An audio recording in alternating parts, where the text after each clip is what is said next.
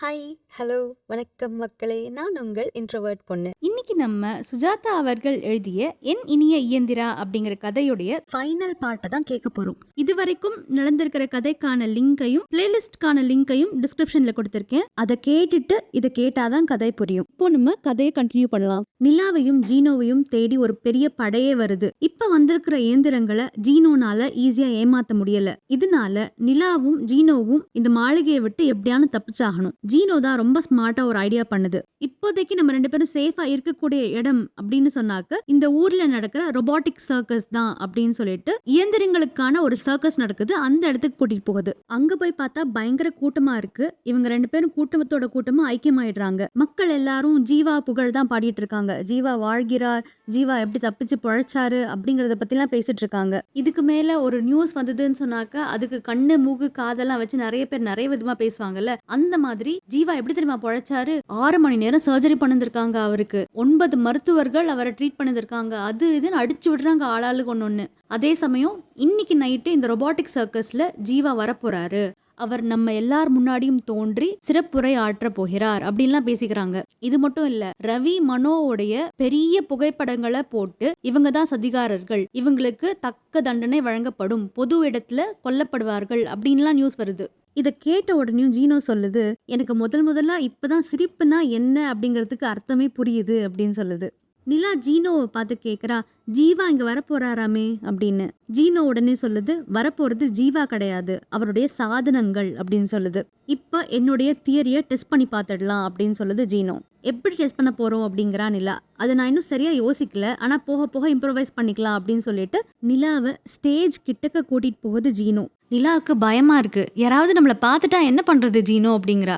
இப்போதைக்கு நம்மளுக்கு சேஃபான இடம் இதுதான், யாருமே நம்ம இந்த இடத்துக்கு வந்திருப்போம்ட்டு யோசிச்சு கூட பார்த்துருக்க மாட்டாங்க அப்படின்னு சொல்லுது ஜீனோ. நம்ம சில விஷயங்களை உன்னிப்பா கவனிச்சாகணும், அதுக்காக தான் கிட்ட போகணும்னு சொல்றேன் அப்படின்னு சொல்லிட்டு எப்படியோ முட்டி மோதி ஸ்டேஜ் கிட்டே போயிடுறாங்க நிலாவும் ஜீனோவும். கவலைப்படாத, இன்னும் கொஞ்ச நேரத்துல ஜீவா இந்த மேடை மேல வரும் பொழுது மொத்த வெளிச்சமும் அவர் மேல மட்டும்தான் இருக்கும் அப்படின்னு சொல்லுது. அதுக்கு ஏத்த மாதிரியே ஸ்கிரீன்ஸ் விலகி ஜீவா எல்லார் முன்னாடியும் தெரியறாரு. ஜீவா தோன்றிய அடுத்த செகண்ட் மக்கள் எல்லாம் பயங்கர ஆரவாரம் பண்றாங்க. ஆனா ஜீனோ தன்னுடைய வேலையில கண்ணும் கருத்துமா இருக்கு. நான் சொன்னேன்ல, இது ஒரு பிம்பம் தான், என்னால எந்த விதமான பாடி ஹீட்டையும் டிடெக்ட் பண்ண முடியல அப்படின்னு சொல்லுது. அதோ அந்த ஓரத்துல இருந்து ஒரு ஒளி தெரியுது இல்லையா, அது வழியாதான் இது ப்ரொஜெக்ட் ஆகுது அப்படின்னு சொல்லுது ஜீனோ. ஆனா அவர் பேசுறாரே அப்படிங்கிறா நிலா. இன்னைக்கு இருக்கிற டெக்னாலஜி வச்சு இதெல்லாம் ரொம்ப சாதாரணமான விஷயம் நிலா அப்படின்னு சொல்லுது ஜீனோ. இத சொல்லிட்டு நிலாவை லைட் சோர்ஸ் கிட்டே கூட்டிட்டு போகுது. அதாவது இந்த ஜீவாங்கிற பிம்பத்தை எந்த இடத்துல இருந்து உற்பத்தி செய்யறாங்களோ அந்த இடத்துக்கே கூட்டிட்டு போகுது. இதுக்கு நடுவுல ஜீவா பேசுற வார்த்தைகள் எல்லாம் இவங்க ரெண்டு பேரோட காதலையும் விழுந்துட்டு தான் இருக்கு. என்னை எப்படி கொலை செய்ய ட்ரை பண்ணாங்க தெரியுமா, டாக்டர்ஸோட மிரக்கல்னாலதான் நாங்க கண் முன்னாடி நின்னுட்டு இருக்கேன், அது இதுன்னு அடிச்சு விடுறாரு. ஜீனோ சொல்லுது, ரவி அல்லது மனோ தான் இந்த ஸ்பீச் எல்லாம் எழுதி கொடுத்துருக்கணும் அப்படின்னு சொல்லுது. நிலாவுக்கு எக்ஸ்பிளைனும் பண்ணுது, ரவி மனோ ஜீவா எல்லாம் ஒரே கட்சி தான் அப்படின்னு சொல்லுது. அவங்க எதுக்காக இப்படி பண்றாங்க ஜீனோ அப்படின்னு கேக்குறா நிலா. எதுக்காகன்னா எனக்கு தெரியாது நிலா, நம்மளுக்கு கிடைச்சிருக்கிற இன்ஃபர்மேஷனை வச்சு அனலைஸ் பண்ணி பார்க்கும் பொழுது இதுதான் லாஜிக்கல் கன்க்ளூஷனா இருக்கக்கூடும் அப்படிங்கிறது என்னுடைய கணிப்பு அப்படின்னு சொல்லுது ஜீனோ. ஏன் எதுக்கு எல்லாம் அவங்க தான் ஆன்சர் பண்ணணும் அப்படின்னு சொல்லுது ஜீனோ. இதுக்குள்ள இவங்க ரெண்டு பேரும் இந்த ஆப்டிக்கல் சாதனங்கள்லாம் இருக்கிற இடத்துக்கே வந்துடுறாங்க. ஒரு ப்ரொஜெக்ஷன் ரூம் மாதிரின்னு வச்சுக்கலாமே. இங்கேயும் இயந்திர காவலர்கள் தான் இருக்காங்க. இந்த மாதிரி இயந்திரங்களை ஏமாத்துறது தான் இப்போ ஜீனோவுக்கு கைவந்த கலை ஆயிடுச்சு. ரொம்ப ஈஸியாவே ஏமாத்திட்டு உள்ள போயிடுறாங்க. ஜீனோ அந்த இடத்த இன்ச் பை இன்ச் இன்வெஸ்டிகேட் பண்ணுது. எந்த இடத்துல இருந்து ஜீவாவுக்கான சோர்ஸ் வருது அப்படிங்கறதையும் கண்டுபிடிச்சிடுது. நிலாவை பார்த்து என்ன சொல்லுது, நீ இப்ப மேடை கிட்டக்க போ, நான் மேலே ஏறி இந்த லைட்டுடைய சோர்ஸை பிளாக் பண்றேன், அப்ப நீ கரெக்டா மேடை ஏறி பேசு அப்படின்னு சொல்லுது. நான் என்ன பேசணும் அப்படிங்கிறா நிலா. உண்மையை சொல்லு அப்படிங்கிறது ஜீனோ. உண்மையை சொன்னா நம்புவாங்களா அப்படிங்கிறா நிலா. நம்புவாங்க, இது எவ்வளோ பெரிய ஏமாத்துற வேலை அப்படிங்கிறது மக்களுக்கு கண்டிப்பா சொல்லியே ஆகணும் அப்படின்னு சொல்லுது ஜீனோ. ஜீனோ மோட்டிவேட்டிங்கா பேசி நிலாவை கன்வின்ஸ் பண்ணிடுது. நிலா நேரா மேடை மேலேயே போய் ஏறி நிக்கிறா. ஜீவா முன்னாடியே போய் நிக்கிறா. ஜீவா அப்படிங்கிற அந்த பிம்பம் நிலா இருக்கிறது கூட தெரியாம பேச்ச கண்டினியூ பண்ணிட்டே இருக்கு. மக்களுக்கு ஒன்னும் புரியல. ஜீனோ அந்த சோர்ஸ ஆஃப் பண்ணுது. ஜீவா மறைஞ்சிடுறாரு. நிலா தான் மக்கள் எல்லாருக்கும் எக்ஸ்பிளைன் பண்றா, நீங்க இத்தனை நாள் வரைக்கும் பார்த்தது ஜீவாவை இல்ல, ஜீவா அப்படிங்கிறது வெறும் ஒரு பிம்பம் தான், ஒரு ஹாலோகிராஃபிக் 3D இமேஜ், அவ்வளவுதான் அப்படின்னு சொல்றா. என்னால திரும்ப ஜீவாவை உங்க கண் முன்னாடி கொண்டு வர முடியும் அப்படின்னு சொல்லிட்டு ஜீனோவை ஆன் பண்ண சொல்றா. எல்லார் கண் முன்னாடியும் ஜீவா தெரியறாரு. அவருடைய ஸ்பீச்சை எந்த இடத்துல ஸ்டாப் பண்ணிருந்தாரோ அதுல இருந்தே கண்டினியூ பண்றாரு. திரும்ப ஆஃப் பண்ணது ஜீவாவும் மறைஞ்சிடுறாரு. இப்பதான் மக்கள் எல்லாருக்கும் புரிய ஆரம்பிக்குது. எல்லாரும் செம்ம கோவத்துல இருக்காங்க, ஆரவாரம் பண்றாங்க. யார் இதுக்கெல்லாம் ரெஸ்பான்சிபிள்? அவங்க எல்லாரையும் கொல்லணும் அது இதுன்னு பேசிட்டு இருக்காங்க. ரவியும் மனோவும் தான் இதுக்கெல்லாம் காரணம் அப்படிங்கறத நிலா எக்ஸ்பிளைன் பண்றதுக்குள்ள இந்த கூட்டம் எல்லாம் என்ன பண்றாங்க, 2 அப்பாவிகளை இன்னைக்கு கொல்றதா பிளான் பண்ணிருந்தாங்க, அவங்கள முதல்ல விடுவிக்கணும் அப்படின்னு சொல்லிட்டு கூச்சல் போடுறாங்க மக்கள். ஒரு ஸ்டெப் மேல போய் ஜீவா ஒழிக, வாழ்க ரவி, வாழ்க மனோ, இந்த புரட்சிக்காரர்கள் எல்லாரையும் நம்ம விடுவிக்கணும் அப்படின்லாம் பேசுறாங்க. நிலாவுக்கு என்ன பண்றதுன்னு தெரியல, இது என்ன விபரீதம் அப்படிங்கிறா. ஆனா அப்பயும் ஜீனோ தான் ஸ்மார்ட்டா சொல்லுது, என்ன நடக்குதுன்னு கொஞ்சம் வெயிட் பண்ணி பார்க்கலாம், போற போக்குல போகட்டும் அப்படின்னு சொல்லுது. அதுக்கு ஏத்த மாதிரி இந்த ரவியும் மனோவும் எங்கேன்னு வந்தாங்கிறது தெரியல, இந்த கூட்டம் எல்லாம் அவங்கள தூக்கி வச்சு கொண்டாடுது. வாழ்க ரவி, வாழ்க மனோ, நீங்க தான் இந்த ஜீவா அப்படிங்கிற பிம்பத்தையே உடைச்சிருக்கீங்க அப்படின்லாம் சொல்றாங்க. அப்போ இன்னொரு கூட்டம் சொல்லுது, ஜீவா அப்படிங்கிற பொய் பிம்பத்தை நம்மளுக்கு எல்லாம் எடுத்து காமிச்சது இந்த பெண் தான், இவளும் நம்மளுடைய தலைவிதான் அப்படின்னு சொல்லிட்டு 3 பேரையும் தூக்கி வச்சு கொண்டாடுறாங்க. நீங்க தான் எங்களுடைய புரட்சி தலைவர்கள், புது தலைவர்கள் அப்படின்லாம் கொண்டாடுறாங்க மக்கள். நிலா பதறா, என்ன பண்றதுன்னு தெரியல. ஜீனோ காப்பாத்து அப்படின்னு திரும்பி பாக்குற, அங்க ஜீனோ இல்ல. ஜீனோ மெதுவா நழுவி போய் ஒரு கார்னர்ல நின்னு என்ன நடக்குது அப்படிங்கறத அப்சர்வ் பண்ணுது. நிலா ரவியையும் மனோவையும் பாக்குறா. அவங்க மூஞ்சிலையும் ஒரு விதமான ஆச்சரியம் தான் இருக்கு. அவங்களும் இதை எக்ஸ்பெக்ட் பண்ண மாதிரி தெரியல.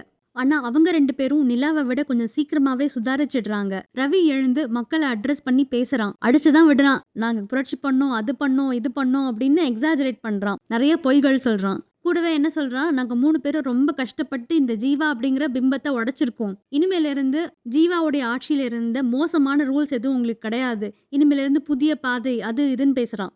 நிலாவுக்கு மனசுக்குள்ள சிரிப்பு தான் வருது. நேத்தி வரைக்கும் ஜீவா பின்னாடி ஒளிஞ்சு மக்களை ஆண்டதே நீங்க 2 பேர் தான். உங்க 2 பேருக்கு பின்னாடி ஒரு பெரிய கூட்டம் இருக்கா என்னங்கிறது எனக்கு இன்னும் சரியா தெரியல அப்படின்லாம் மனசுல நினைச்சுக்கிறா. ஆனா இப்போதைக்கு எதுவும் வெளியில காட்டிக்கூடாது அப்படிங்கறதுல உறுதியா இருக்கா. இதுக்குள்ள மக்கள் எல்லாம் நிலாவை ராணி ரேஞ்சுக்கு பேச ஆரம்பிச்சிடுறாங்க. இதெல்லாம் கேட்ட ரவி சூப்பர் கால்குலேஷன் ஒன்று போட்டு மக்கள் கூட்டத்தை பார்த்து, நீங்க தேர்ந்தெடுத்த புதிய அரசு நாளையிலேருந்து செயல்படும், இந்த புதிய அரசுடைய தலைவியே நிலா தான் அப்படின்னு சொல்லிடுறான். நிலாவுக்கு பக்கபலமா மனோவும் நானும் செயல்படுவோம் அப்படின்லாம் சொல்றான். நிலா மக்களை நினைச்சு நொந்துக்கிறா. நேத்திக்கு ஜீவா, இன்னைக்கு நாங்க, நாளைக்கு யாரோ, எதுவா இருந்தாலும் மக்கள் எல்லாம் பொம்மை மாதிரி தலையாட்டுறாங்களே அப்படின்னு நினைச்சுக்கிறா. மனசு ஃபுல்லா ஜீனோ எங்கன்னு தான் தோணுது அவளுக்கு. ஜீனோ எங்கேயுமே காணும். மக்கள் எல்லாம் ரொம்ப ஆரவாரம் பண்ணிட்டே போறாங்க. மாப் மென்டாலிட்டின்னு சொல்லுவோம் இல்லையா, அதுதான் ஸ்டார்ட் ஆகுது. பழைய அரசாங்கத்துடைய முக்கியமான சில பில்டிங்ஸ் எல்லாம் தீ வச்சு கொளுத்திடுறாங்க. அரங்கத்துல பல செலிப்ரேஷன்ஸ் நடக்குது. அதெல்லாம் முடிச்சிட்டு ரவி, மனோ, நிலா 3 பேரும் ஜீவாவுடைய மாளிகைக்கே திரும்ப வந்துடுறாங்க. இந்த மாளிகை சேஃபா தான் இருக்கு, இதுதான் நம்மளுடைய செயலகம் அப்படின்னு டிசைட் பண்றாங்க ரவியும் மனோவும். ரவி, மனோ 2 பேருக்குமே ஒரு கேள்வி இருக்கு. நிலாவுக்கு எவ்வளவு தூரம் இன்ஃபர்மேஷன் தெரியும் அப்படிங்கிறது. ரவி இதை கேட்டுடுறான். நிலா சாமர்த்தியமா என்ன சொல்றா, ரவி உங்க எல்லாருக்கும் எவ்வளவு தெரியுமோ அந்த அளவுக்கு தான் எனக்கும் தெரியும் அப்படின்னு சொல்லிடுறா. ஜீவா அப்படிங்கிற இந்த பொய் பிம்பத்துக்கு யார் காரணம் அப்படிங்கிறது தெரியுமா அப்படின்னு கேக்குறாங்க மனோவும் ரவியும். எனக்கு அவங்க யாரு என்னங்கிறதுலாம் எக்ஸாக்டா தெரியாது, ஏதோ சதிகாரர்களா தான் இருக்கணும், டெக்னிக்கலி ஸ்ட்ராங்கான பீப்புளா தான் இருந்திருக்கணும், இவ்வளோ டெக்னாலஜி அட்வான்ஸ்மெண்ட்டோட இந்த மாதிரி ஒரு விஷயத்த பண்றதுக்கு வேற யாரால முடியும் அப்படின்னு சொல்றா. கூடவே ஒரு விஷயம் சொல்றா, நம்ம அரண்மனைக்கு வர வழியில நிறைய அரசல் புரசலா கேள்விப்பட்டேன், அந்த சதிகாரர்கள் இதுக்கு முன்னாடி நடந்த இந்த புரட்சி தீயில கருகி இறந்துட்டாங்கன்னு கேள்விப்பட்டேன் அப்படின்னு சொல்லிடுறா. போய் தான் சொல்றா. ஆனா இவளுக்கு ரவி மனோவை பத்தின சில டீடைல்ஸ் தெரியுங்கிறது அவங்களுக்கு தெரிஞ்சா இவளுடைய உயிர்க்கே ஆபத்து இல்லையா, அதனாலதான் இப்படி சொல்றா. ரவியும் மனோவும் இவளுடைய பாடி லாங்குவேஜ், இவளுடைய கண்கள், பொய் சொல்றாளா என்ன ஏதுங்கிறதெல்லாம் அப்சர்வ் பண்றாங்க. அவங்க 2 பேரும் நிலாவை முழுசா நம்புறாங்களா அப்படிங்கிறது தெரியல. ஆனா என்ன சொல்றாங்க, நிலா நம்ம 3 பேரும் ஒரே கட்சி தான், நாளைக்கு நம்ம பதவி ஏற்க போறோம், அப்போ உன்னதான் இந்த நாட்டுடைய தலைவியா அறிவிக்க போறோம், ஆனா உண்மையில இந்த நாட்டை ஆளப்போவது நம்ம 3 பேரும் சேர்ந்துதான் அப்படின்னு சொல்றாங்க. இதுக்கப்புறமா ரவி நிலாவுடைய தலையில இடி இடிக்கிற மாதிரி ஒரு விஷயத்த சொல்றான். ஜீனோ அப்படிங்கிற அந்த நாய் உனக்கு வேற ஏதாவது சொல்லிச்சா அப்படின்னு கேக்குறான். இல்லன்னு சொல்றா நிலா. இந்த ஜீனோ எங்க இருக்குங்கிறது நம்மளால கண்டுபிடிக்க முடியல, ஆனா எங்கேயோ ஒளிஞ்சிட்டு தான் இருக்கணும், உன்னை தேடி கண்டிப்பா வரும், அப்படி அது வந்ததுன்னா எங்க கிட்ட சொல்லிடு, நாங்க அதை அழிச்சுடுறோம் அப்படின்னு சொல்றான். நிலாவுக்கு ஷாக்கிங்கா இருக்கு, ஆனா அதை காமிச்சுக்க முடியல வெளியே. அதையே அழிக்கணும்னு கேக்குறா. ரவி என்ன சொல்றான், ஜீனோ தன்னுடைய தகுதிக்கு மீறி நிறைய விஷயங்களை தானே கத்துக்க ஆரம்பிச்சிடுச்சு, அது நாளைக்கு மனித இனத்துக்கே ஆபத்தா முடியலாம் அப்படின்னு சொல்றான். ஆக்சுவலா என்ன ரீசன்னா, ஜீனோவுக்கு ரவி மற்றும் மனோவை பத்தி நிறைய விஷயங்கள் தெரியும். அண்ட் நிலா செஞ்ச நிறைய விஷயங்கள் ஜீனோ இல்லாம கண்டிப்பா அவ செஞ்சிருந்திருக்க மாட்டா அப்படிங்கிற விஷயமா அவங்களுக்கு தெரியும். இதனாலதான் அதை அழிச்சிடணும்னு பாக்குறாங்க. பக்கம் பக்கமா டயலாக்ஸ் பேசிட்டு நிலா முன்னாடி உத்தமர்கள் மாதிரி நடிச்சிட்டு, ஜீனோ வந்தா கண்டிப்பா எங்களுக்கு இன்ஃபார்ம் பண்ணு அப்படின்னு சொல்லிட்டு 2 பேரும் போயிடுறாங்க. இதுல என்ன ஹைலைட்னா, இத்தனை நேரம் நிலா பக்கத்துல தான் ஜீனோ இருந்திருக்கு. அவளோட சேர் கடியிலேயே ஒளிஞ்சிட்டு இருந்திருக்கு. இது நிலாவுக்கும் தெரியும். ஆனா அதை அவ காமிச்சிக்கவே இல்லை. அவங்க 2 பேரும் போயிட்டாங்களா அப்படிங்கறத கன்ஃபார்ம் பண்ணதுக்கு அப்புறமா ஜீனோவை கூப்பிடுறா. ஜீனோ நிலா பக்கத்துல வந்து உட்காருது. என்னுடைய உயிர் உன்னுடைய ரெஸ்பான்சிபிலிட்டி நிலா அப்படின்னு சொல்லுது. நான் உனக்கு இது வரைக்கும் செஞ்ச ஹெல்ப், இதுக்கு அப்புறமா செய்ய போற ஹெல்ப் எல்லாத்துக்கும் சேர்த்து கைமாறா நீ தான் என்ன ப்ரொடெக்ட் பண்ணும் அப்படின்னு சொல்லிடுது ஜீனோ. இதுக்கப்புறமா தான் ஜீனோ நிலாவுக்கு எல்லாத்தையும் எக்ஸ்பிளைன் பண்ண ஆரம்பிக்குது. இது வரைக்கும் நடந்த எல்லா விஷயங்களுக்குமே மூல காரணம் இந்த ரவியும் மனோவும் தான் அப்படின்னு சொல்லுது. ஜீவா அப்படிங்கிற ஒரு போலியான ஒரு பிம்பத்தை உருவாக்கி இன்டைரக்டா ஆட்சி செய்ததே இவங்க 2 பேர் தான். இவங்களே ஒரு டிராமாவும் நடத்திருக்காங்க. அவங்களுடைய ஒரிஜினல் பிளான் என்ன அப்படிங்கிறது சரியா தெரியல. ஆனா இந்த பிளானுக்கு நடுவுல தெரிஞ்சோ தெரியாமலோ நீயும் வந்து மாட்டிட்டு இருக்க. இப்போதைக்கு உன்னை ஒன்னும் செய்ய மாட்டாங்க. ஏன்னா உன்னுடைய ஃபேஸ் அவங்களுக்கு தேவைப்படுது. மக்கள் எல்லாருக்கும் உண்மையில நல்ல அபிப்பிராயம் இருக்கு. இப்போ உன்னை ஒன்னும் செய்ய மாட்டாங்க. ஆனா உன்னை எவ்வளோ நாள் இப்படியே விட்டு வச்சிருப்பாங்கங்கிறது தெரியாது அப்படின்னு சொல்லுது ஜீனோ. நிலாவுக்கு ஒரு சைட் ரவி அண்ட் மனோ மேல ரொம்ப கோபம் வருது. எப்படி எல்லாம் மக்களை ஏமாத்திருக்காங்க பாரு அப்படின்னு சொல்றா. அதே சமயம் என்னால தனியா என்ன செய்ய முடியும் ஜீனோ அப்படிங்கிறா. அதை பத்தி நான் இன்னும் யோசிக்கல. ஆனா ஏதாவது பிளான் பண்ணணும். எல்லா விஷயங்களும் மக்களுக்கு ஒரு நாள் தெரிஞ்சுதான் ஆகணும். இதை மறைச்சு வச்சிருக்க முடியாது. ஆனா உடனே சொல்லிடவும் முடியாது. அது ரொம்ப ரிஸ்க் அப்படின்னு சொல்லுது ஜீனோ. இதுக்கப்புறமா நிலாவும் ஜீனோவும் நிறைய விஷயங்கள் டிஸ்கஸ் பண்றாங்க. அதுல இருந்து நம்மளுக்கு என்ன தெரிய வருதுன்னா, ஜீனோ தன்னைத்தானே பல விஷயங்கள்ல அப்கிரேட் பண்ணிட்டு இருக்கு. அதுக்கு இப்ப பொய் கூட சொல்ல தெரியுமா. மேலும் பயம் அப்படிங்கிற ஃபீலிங்குக்கு அர்த்தம் இப்பதான் புரிய ஆரம்பிக்குது அப்படின்னு சொல்லுது ஜீனோ. என்ன கொன்னுடுவாங்களோன்னு பயமா இருக்கு நிலா, நீ தான் என்ன காப்பாத்தணும் அப்படின்னு சொல்லுது. மனுஷங்க மாதிரி இயந்திரத்துக்கும் ஃபீலிங்ஸ் வந்துருச்சோ என்னவோ தெரியல நம்மளுக்கு. நிலா ஜீனோவை அவளோட மடியில எடுத்து வச்சு தடவி கொடுக்கறா. கவலைப்படாத ஜீனோ, நான் இருக்கேன் அப்படிங்கிறா. அப்போ கரெக்டா ரவியும் மனோவும் சில காவலர்களோட இவ ரூம்குள்ள வராங்க. எங்களுக்கு தெரியும் நிலா, உன்னை பார்க்க ஜீனோ கண்டிப்பா வரும்னு தெரியும். இதுக்காக தான் வெயிட் பண்ணோம் அப்படின்னு சொல்றா ரவி. நிலா கையிலேருந்து ஜீனோவை பிடுங்கி அதோட கழுத்தை டைட்டா பிடிக்கிறான். ஜீனோ, உனக்கு தான் வலியே தெரியாதே, நான் இப்போ உன்னை பாட்டா பிரிக்க போறேன் அப்படின்னு சொல்றான். ஜீனோ எப்படியோ ரவி கையிலேருந்து நழுவி நிலாவுடைய கட்டில் கடியில போய் ஒளிஞ்சுக்குது. என்னென்னவோ சொல்றான் ரவி. ஏதோ பிளாக்மெயில் பண்ணி இப்ப நீ வெளியே வந்தாதான் உண்டு அப்படின்னு மிரட்டுறான். சரி நான் வெளியே வரேன் அப்படின்னு சொல்லிட்டு ஜீனோ வெளியே வருது. ஜீனோ வெளியே வந்த அடுத்த செகண்ட் ரவி அதை பிடிச்சு நிலா கண் முன்னாடியே பாட்டா ரிமூவ் பண்ணி போட்டுடுறான். ஒரு காவலரை கூப்பிட்டு ஜீனோவுடைய இந்த பார்ட்ஸ் எல்லாம் எடுத்துட்டு கொண்டு போய் தோட்டத்துல வச்சு எரிச்சிடு அப்படின்னு சொல்றான் ரவி. இதை கேட்ட உடனேயும் நிலா மயங்கியே விழுந்துடுறா. குறுகிய காலத்திலேயே நிலாவும் ஜீனோவும் ரொம்ப திக்கு ஃப்ரெண்ட்ஸ் ஆயிட்டாங்க இல்லையா. அவளால இதை தாங்கிக்க முடியல. அவ அரை மயக்கத்துல இருக்கா. ஆனா நிலாவுக்கு எதுவுமே காதுல விழாதுன்னு நினைச்சிட்டு ரவியும் மனோவும் நிறைய டிஸ்கஸ் பண்றாங்க. அவங்க என்ன சொல்றாங்கன்னா, இப்போதைக்கு இந்த நிலா நம்மளுக்கு அவசியம், அவளை மேக்சிமம் டம்மி பீஸா வச்சுப்போம், அதுக்கப்புறமா டிஸ்போஸ் பண்ணிடலாம் அப்படின்னு டிசைட் பண்றாங்க. அரை மயக்கத்துல நிலா இதெல்லாம் கேட்டுட்டு தான் இருக்கா. அவளுக்கு பயமா இருக்கு. இப்ப ஹெல்ப் பண்றதுக்கு ஜீனோவும் இல்ல. என்ன பண்றதுன்னு தெரியல அவளுக்கு. கொஞ்ச நேரத்திலேயே அவ முழிச்சுக்கிறா. முழிச்ச அடுத்த செகண்ட் ரவியும் மனோவும் என்ன சொல்றாங்க, சீக்கிரமா ரெடி ஆகு, இப்ப நம்ம மக்கள் எல்லாம் சந்திக்கணும் அப்படின்னு சொல்றாங்க. நம்ம பதவி ஏற்கணும், மக்களை நீ அட்ரஸ் பண்ணணும், மக்களோட இன்டராக்ட் பண்ணணும், அதுதான் என்னுடைய அஜெண்டா அப்படின்னு சொல்றாங்க. இயந்திரம் மற்றும் மனித பணிப்பெண்கள் எல்லாம் இவளுக்கு ராணி மாதிரி ட்ரெஸ் பண்ணி விடுறாங்க.